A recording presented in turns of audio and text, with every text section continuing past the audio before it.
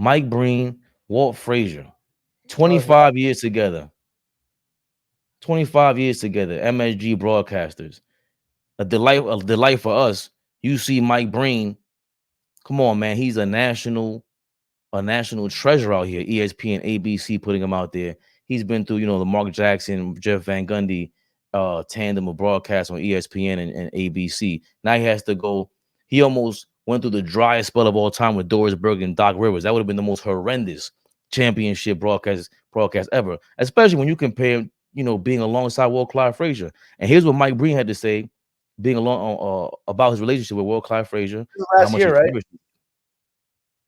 You were the one of the most unique and gifted broadcasters in the history of the NBA. And for all of us, it's been such a privilege to work with you. And for me personally, to sit by your side all these years has been one of the joys of my life. You were the one of the Whoa. most unique and gifted broadcasters. Wait, this was Yo, last year, right? When he almost started crying.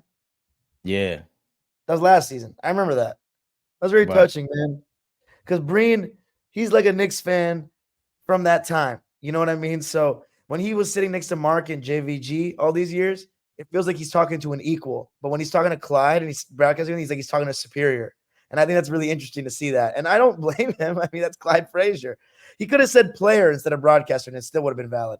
So yeah, you guys are very spoiled and lucky, but I can't say that I can't complain about announcing as an LA sports fan because we were blessed with the best in all sports. So we had Bob Miller, Vince Scully, Chick Hearn, who I never got to see live, which sucks. And then Ralph Lawler for us. So we were very blessed. But yeah, Breen and Clyde, I mean, that's maybe the best in the league. Ooh, best in the league. But we just also as Knicks fans, we love Frazier being honest in his own cool way.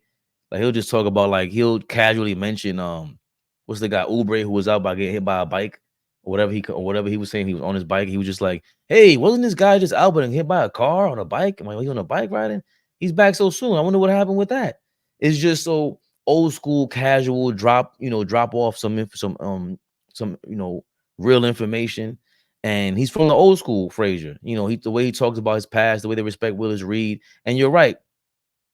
Jeff Van Gundy and of course Mark Jackson, New York pillars. Um, but media wise, even they're not Mike Breen and they're not Walt Clyde Frazier. And of course, before Mike Breen, it was Marv Albert. Marv Albert is too legendary. Like, I don't think, no disrespect to Chick Hearn and these guys, Chick Hearn is probably a better play-by-play. He's ill. Chick Hearn is damn near second to none. But Marv Albert is too legendary. Too legendary. And Mike Breen to follow him up is kind of insane and do such a great job. And again, Chick Hearn never went national.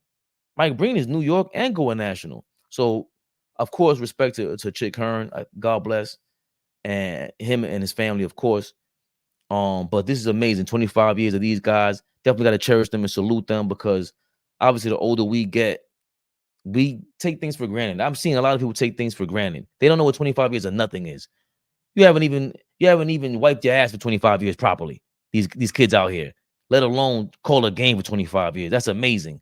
So you kids out there, you're spoiled right now. Walt Frazier a little bit older. That's why 25 years is so great. And I definitely wanted to highlight that.